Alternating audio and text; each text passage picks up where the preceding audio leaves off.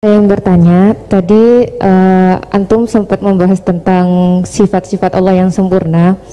Beberapa hari yang lalu ada teman saya yang tanya ke saya, Mbak Nafilah, kebetulan anak ini memang baru hijrah gitu ya, baru belajar Al-Quran, baru baca-baca. Dia tanya, Mbak Nafilah, Allah itu boleh nggak disifati sama sifat yang mohon maaf kurang baik seperti makar, penipu atau yang lain, karena Allah kan sangat sempurna. Dan dia kebetulan waktu itu dia lagi menyebutkan ayatnya ke saya yang wayamkurullah wayamkuruna gitu. Wa makaru wa makarullah wallahu khairul makiri wa hum la yash'urun. Nah di situ dan di surat Al-Anfal juga ada ayat yang tentang Allah itu sebaik-baiknya tipu daya gitu, mempunyai tipu daya yang sebaik-baiknya. Nah itu kan menunjukkan kalau Allah itu punya sifat tipu daya. Jadi dia waktu itu agak ngotot ke saya, berarti Allah juga bisa dong disifatin sama sifat yang jelek-jelek yang seperti itu Mbak Nafila gitu katanya. Menurut Antum itu gimana? Saya juga masih belum jawab sampai sekarang pertanyaannya teman saya itu, karena saya masih bingung gitu.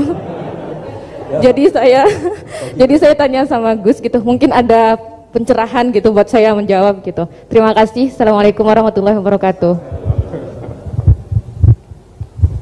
Itu begini ya, jawab seperti itu rileks saja. Yang jelas jenengan harus terima kasih sama yang tanya, nganggap jenengan pinter itu. Sampai tanya itu berarti nganggap jenengan pinter.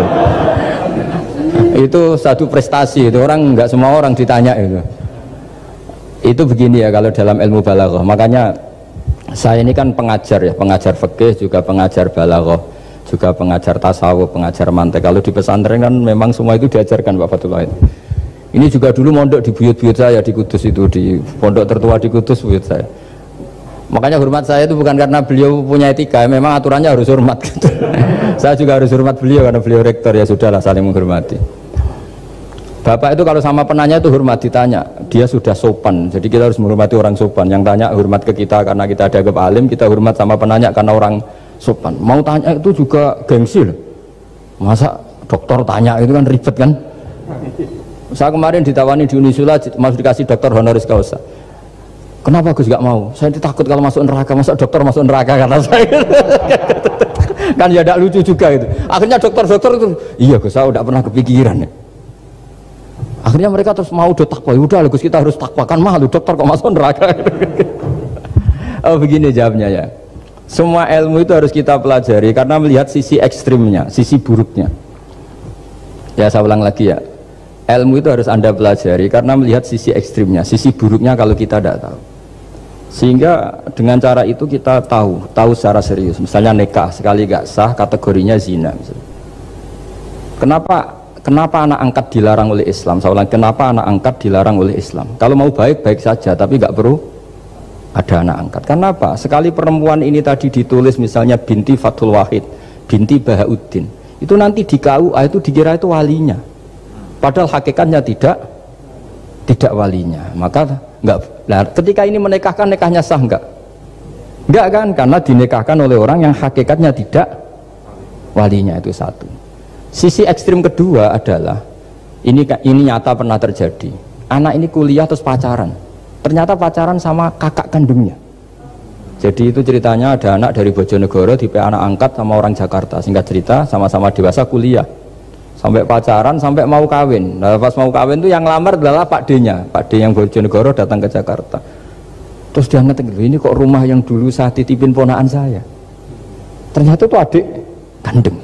Karena si adiknya tadi pakai binti langsung yang Jakarta. Sehingga anak Bojonegoro perasaannya pacaran sama anak Jakarta. Nah, di sini kelihatan betapa hebatnya Islam ketika benar-benar melarang anak angkat dengan makna menasabkan. Kalau dengan makna kasih sayang nggak apa-apa ya, tapi kalau dengan makna menasabkan nggak boleh. Paham ya? Karena ada sisi ekstrim nanti bahayanya tadi. Nah, terus, nah ilmu balaghah juga gitu. Di antara ilmu sisi ekstrimnya ilmu balaghah adalah kalau kamu tidak memahami balaghah, maka kamu akan mengatakan Quran ini bohong. Karena kamu tidak tahu tasbih itu apa. Terus misalnya gini. Allah memaklumatkan di Quran bahwa orang kafir itu sumum bukmun umyun. Sumun artinya itu budak, apa ketuli. Bukmun artinya bisu. Umyun artinya buta. Itu kalau kamu nggak ngerti balaghah, maka faktanya apa? Ternyata orang kafir tidak tuli, tidak bisu, tidak buta. Tapi kalau kamu ngerti balaghah akan tahu ini tasbih yang baligh, perumpamaan yang sempurna, kesusastraan. Jadi kalau orang muji Nabi itu nggak boleh bilang anta kasamsi, itu kurang keren. Kamu ibarat matahari, kurang keren. Kafnya dibuang, anta samsun, anta badrun. Kamu matahari, kamu rembulan. Nah, kalau orang sedang pacaran itu kalau bilang kamu ibarat bunga, itu kurang keren. Wah, kamu ya bunga saya itu kan, terus keren kayak. Nah, itu balaghah. Nah, di antara balaghah itu ada namanya wal ityan bil kalimah lil musyakalah. Jadi mendatangkan kalimat bukan dengan makna semestinya tapi lil musyakalah. Musyakalah itu perimbangan. Wa makaru wa makarawah. Mereka bermakar dengan tipu daya.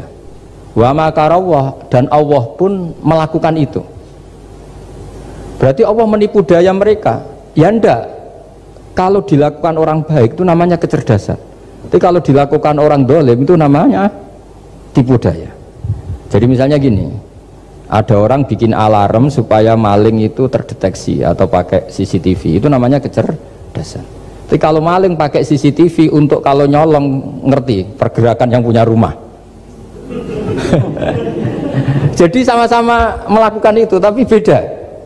Sama mati juga gitu. Ketika kita pecundang matinya mati sangit gitu, tapi ketika kita pahlawan matinya mati syahid. Artinya ya sama-sama mati. Nah, di balaghah itu ada istilah musyakalah. Musyakalah itu ayat itu sebenarnya banyak, Mbak. Ada yukhadi'una Allaha wa huwa khadi'uhum wa yamkuruna wa yamkuruwah wa makaru wa makaru, itu banyak. Jadi di antara sisi yang harus kita pelajari dari ilmu balaghah adalah kalimat itu banyak yang tidak semestinya. Ya tadi misalnya kita bilang coba kamu jalan dulu. Kalau kita bawa mobil, maksudnya mobil itu jalan, kita duduk, tapi kalimatnya tetap sudah kamu jalan dulu. Mau naik mobil kok dibilang jalan. Jadi berdiri juga gitu. Ya yuhal muddathir kum fa'angzir, kum berdirilah kamu. Berdiri maknanya mengurus sesuatu yang serius. Itu orang Arab bilang berdiri. Sehingga disebut wayuqimuna sholat, dan mereka mendirikan sholat. Apa semua sholat itu bentuknya berdiri? Nah, nuruti cangkem elek kan protes ya? Makanya begitu juga sholat itu harus menghadap kiblat yang bener aja. Kalau pas sujud menghadap apa coba? Menghadap tanah kan? Jadi kalau nurutin bahasa ini nggak ada yang bener gitu. Maka berhati-hatilah dalam bahasa, karena bahasa itu nggak jelas. Kalau kamu sedang senang istri kamu mesti bilang gini, wah saya cinta kamu karena kamu cantik. Harusnya istrinya tersinggung. Sehingga gini, berarti suatu saat kalau saya jelek Anda sudah tidak cinta kan? Kebetulan para istri tidak pinter sehingga dipuji gitu ya seneng. Sebetulnya itu tidak pujian, itu bahaya itu. Berarti dia mencintai saya sejauh saya masih cantik. Kalau enggak ya sudah macam-macam. Dan ya rata-rata macam-macam betul itu. Artinya bahasa itu nggak usah dimaknani. Makanya saya kemarin bilang sama Pak Rohidin itu, Mbok ya UI itu kalau ngaji misalnya Bukhari dengan pemaknaan ulama. Karena maknani bahasa ini satu pekerjaan yang kalau tidak ulama tidak bisa. Apalagi bahasanya Rasulullah SAW. Bahasa itu susah. Dalam keseharian saja kita maknani susah, apalagi bahasanya Quran dan hadis. Ya contoh paling gampang gitu. Wa yuqimuna sholat, mendirikan sholat. Kita berdiri tegak demi bangsa ini. Memangnya perang harus berdiri, kadang harus tiarap kan? Jadi bahasa itu selalu sering kalau di balaghah disebut hakikat dan majas. Ada makna hakikat, ada makna. Dan itu harus kita kaji. Kalau enggak ya fatal, memang hasilnya fatal. Kalau enggak ya. Makanya saya dulu ketika ngaji itu ya banyak santri yang agak kurang ajar betul. Sampai sang rajanya gini Pak Khalim, Anda orang teknik pasti tahu. Gus, soft paling baik itu yang mana? Soft awal kata saya gitu. Baru agak baik kedua, ketiga. Ya kalau gitu gampang Gus, masjid tuh bikin selatan utara, semuanya soft jadi awal. Selagi bentuknya barat timur pasti ada dua tiga. Paksa mereka di soft awal dengan desain masjid selasa utara apa? Bukan manjang ya, selatan utara, sehingga semuanya di soft awal. Terus dia tanya lagi, lalu soft paling baik mana? Yang sisi kanannya imam kan itu urutannya. Ya sudah, imamnya letakkan paling selatan, sehingga semua makmum posisinya di kanan. Ya kalau itu anjuran Islam ya didesain sak bangunannya katanya. Ribet itu. Coba kalau kamu jadi kiai ditanya gitu mangkel apa enggak? Oh ini kurang ajar betul orang ini. Selagi bangunannya memungkinkan soft 2, 3 pasti nanti ada soft 2 dan dipaksa saja, yaitu tadi bangunannya memanjang selatan utara, imamnya diletakkan paling selatan. Terus saya gantian tanya, lalu setelah begitu yang paling afdol siapa? Yang paling dekat? Ya sudah imamnya kerubuti saja gitu. Itu, nah makanya yang sering perdebatan NU dan Muhammadiyah, dan itu kalau mau dianalisis secara ilmiah sebetulnya normal semua. Karena teks hadis itu memang butuh pemaknaan. Nabi, saya beritahu ya, Nabi itu kalau habis sholat itu memang di semua teks itu akbala ali nabi wajih. Saya sering ketemu tokoh-tokoh Muhammadiyah ya baik-baik saja, ketemu tokoh NU ya baik-baik saja, karena ini masalah teks. Saya ulang lagi, karena Rasulullah SAW idan sorofa min sholatihi akbala ali nabi wajih. Nabi setelah sholat itu menghadap ke musolli, ke makmum, kira-kira kalau Indonesia menghadap ke timur. Tapi di sebagian riwayat Nabi itu kalau habis sholat itu melakukan sesuatu yang menunjukkan kalau dia sudah selesai sholat. Jadi filosofinya itu yang penting memaklumatkan kalau beliau sudah sholat. Karena dulu itu begini, Nabi itu kan tokoh sentralnya, beliau akramul kholqi, beliau sayyidul anbiya wal mursalin. Sehingga orang tuh kadang lari itu dari jarak 7 kilo, 6 kilo, 7 kilo lari supaya menangi sholat bersama Nabi. Nah, ketika mereka jadi posisi masbuk itu tertinggal oleh imam. Kalau Nabi posisi tetap menghadap ke barat dengan posisi orang sholat, nanti yang baru datang ngira Nabi masih sholat. Dan kalau kadung makmum ternyata Nabi sudah selesai. Itu sholatnya namanya nggak sah. Karena apa? Mengikuti orang yang hakikatnya sudah ada sholat. Terus semenjak itu jadi ilmu, maka kesunatan bagi imam setelah salam harus memaklumatkan ke hadirin kalau sholatnya selesai. Itu bisa dengan gerakan menghadap ke makmum atau menghadap ke utara atau apalah pokoknya, yang penting jangan rokokan lah misalnya itu. Ya pokoknya itu aja disarah-sarah. Ini cerita pendapat ulama, bukan pendapat saya. Jadi segampang itu ulama. Sehingga ya orang-orang yang alim dari kelompok Muhammadiyah yang lihat NU yang begitu ya biasa, yang alim melihat Muhammadiyah gitu ya biasa. Karena kita ini masalah teks. Apa? Masalah teks. Teks itu mesti orang akan memaknai secara proporsional. Saya berkali-kali menyontohkan kemarin ngaji di Ulil Albab. Wa ma min amin illa wa yukhayyalu takhsis. Tidak ada kalimat umum kecuali terbayang khususnya. Enggak boleh kalimat selalu umum. Misalnya saya contoh paling gampang itu tadi. Cong nak melaku job lengaan itu. Kalau jalan jangan toleh kanan toleh itu. Semua ilmu adab pasti begitu. Tapi kalau di jalan raya tetap gak melengak. Tapi itu gak diutarakan oleh orang tua kita karena anak ini pasti paham lah kalau mau nyebrang jalan ya harus. Tapi kalau kita nasihati kan tetap, Cong kalau jalan-jalan jangan lihat kanan lihat kiri jangan. Tapi hakikatnya sama. Cong kowe nak sholat sing anteng tuh kan gak gerak. Wah ya gak sah lah, kamu gak rukuk gak sujud, anteng aja. Ada ini cerita, jadi kalimat itu sesuatu yang pemaknanya itu pasti proporsional gitu. Kalau kamu sholat dinasihati gimana? Sing anteng. Ya sholat kalau anteng sah gak kira-kira? Gak sah kan berarti gak rukuk gak sujud kan anteng aja dia. Ya sama, saya berkali-kali nyontohkan istri kamu kalau sedang baik dengan kamu, sudahlah Pak, kamu ingin apa saja tak dukung, bilangnya apa saja. Tapi kamu jawab, saya ingin poligami. Wah, perkara itu. Padahal bilangnya apa saja. Maksudnya kecuali itu kan gitu. Nah, ya makanya ini cerita lah. Quran itu ada sekian kalimat yang maknanya itu proporsional. Seperti wa makaru. Jadi misalnya gini ya, contoh paling gampang yang populer. Nabi di Gua Thur. Gua Thur itu ya gua Arab ya. Kedalamannya enggak banget dalam. Terus Allah merekayasa itu dengan cara ada laba-laba yang masang jaringnya di situ, terus ada burung dara yang di situ. Itu ya disebut makruh, rekayasa Tuhan. Tapi orang pasti sepakat itu namanya kecerdasan. Karena orang kafir yang mengklaim dirinya cerdas, dirinya terlatih, dirinya ahli mendeteksi musuh, ternyata hanya ditipu seperti itu, nggak tahu. Nah karena ini pekerjaan kesalehan disebut kecerdasan. Apa disebut? Tapi andaikan sebaliknya, nyuwun sewu, ada orang lari dari kejahatan terus merekayasa seperti itu disebut rekayasa karena bentuknya kejahatan. Jadi ada sesuatu yang sama tapi ketika dilakukan orang soleh itu baik karena nanti itu disebut kecerdasan. Kalau dilakukan orang dolim itu buruk karena itu disebut rekayasa. Ya kira-kira seperti itu. Baik, mohon izin satu lagi Ustaz dari komentar YouTube dari Bapak Kristiano Sulistianto. Gus, bagaimana dengan orang bodoh yang dijadikan sebagai pemimpin? Bagaimana dengan pertanggungjawabannya? Sekian Ustaz. Begini ya, kalau bodoh dengan makna kita ini kan biasa mengkaji Quran ya, terutama kita yang di pesantren, yang dosen VAI atau siapa saja yang nekuni ilmu Quran. Ada sisi manusia itu punya sifat permanen yang oleh Allah disebut wa kanal insanu dzaluman jahula. Manusia itu banget bodohnya kata Allah. Sudah banget bodohnya, banget dolimnya. Sehingga kita bilang bodoh itu sebenarnya bukan ngenyek ya. Ya memang manusia mau tidak mau harus bodoh lah. Teorinya gampang, yang perlu diketahui itu kan banyak. Toh kita harus dititipi ilmu hanya sedikit. Dari yang banyak tahu sedikit itu namanya apa coba? Bodoh kan? Jadi sifat bodoh itu tidak perlu kita hindari banget. Mbok kita sudah alim, sudah alama, sudah apalah, tetap ada saja yang kita tidak tahu kan. Lalu pertanyaannya, gimana kalau orang bodoh itu mimpin? Bodoh apa? Kalau bodoh tentang uang ya bagus.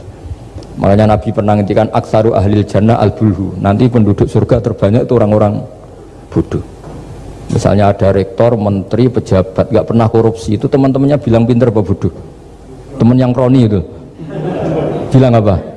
Bodoh kan, punya kesempatan, tidak diambil, itu namanya bodoh. Tapi kalau malaikat bilang ini pinter gitu, karena bisa mengendalikan apa? Nafsu. Makanya kalau pertanyaannya gimana hukumnya orang bodoh yang mimpin? Bodoh apa? Kalau bodoh cara mimpin ya memang keliru betul. Wong bodoh cara mimpin kok tetap mimpin. Tapi kalau dia bodoh, nggak tahu caranya korupsi, nggak tahu caranya selingkuh, nggak tahu caranya nggak bener, itu ya pinter itu. Karena Nabi itu yang unik, kadang muji itu aksaru ahlil jannah al-bulhu, masyhur hadis itu. Kebanyakan penduduk surga itu orang-orang bodoh. Sampai Mbah Mun tuh kalau guyon ya lebih guyon dibanding jenengan. Kata Mbah Mun gini, aku itu saake suar wargane wong-wong bodoh, saake kenaan malaikat. Kan di surga itu orang akan dikasih sesuai keinginannya. Wong desa-desa itu taunya makan enak kan jadah, terus uduk gitu. Terus bayangkan cantik tuh ya orang ya kayak gitulah, orang desa rodok melek sidik ya cantik, terus bangir sidik ya cantik. Karena surganya memberi yang diinginkan, akhirnya menunya yaitu itu saja. Karena dia kan nggak pernah makan pizza, terus nggak pernah melihat orang cantik Pakistan, Turki, jadi seleranya ya itu.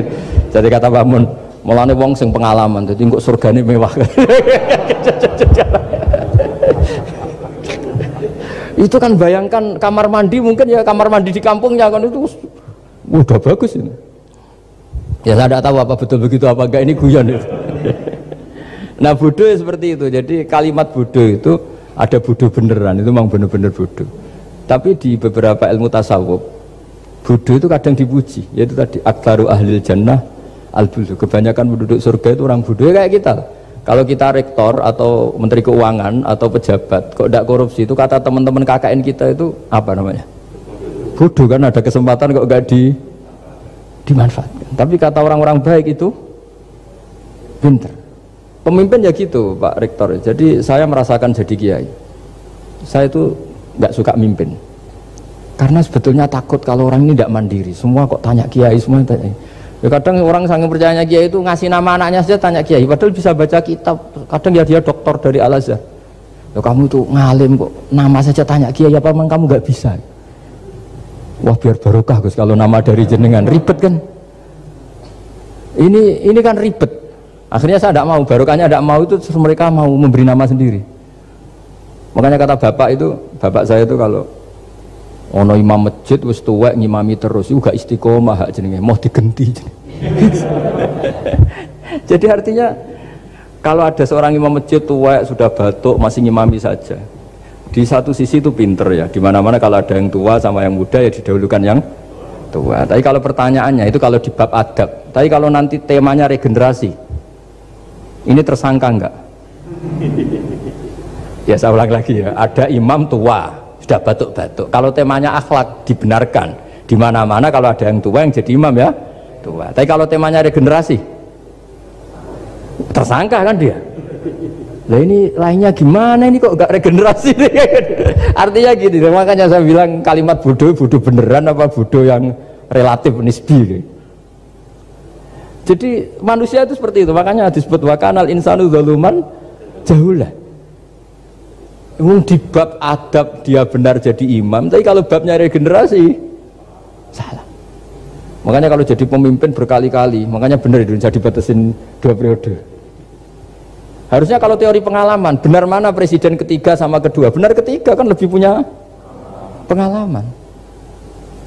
Tapi kalau dibalik, pakai teori regenerasi, memangnya orang Indonesia hanya dia tok yang bisa jadi presiden? Tapi kalau pertanyaannya, yang belum pernah jadi presiden sama yang pernah jadi presiden, kira-kira mimpinnya tahu mana? Ya kalau yang manusia itu bisa dibolak-balik gitu. Makanya saya berkali-kali bilang agama yang urusan sosial itu tidak ada pakemnya. Gimana hukumnya orang soleh berteman orang fasik yang dugem yang apa? Buruk. Nggak boleh orang soleh berteman orang fasik, takutnya ketularan. Tapi kalau dibalik, boleh nggak orang soleh membina orang fasik?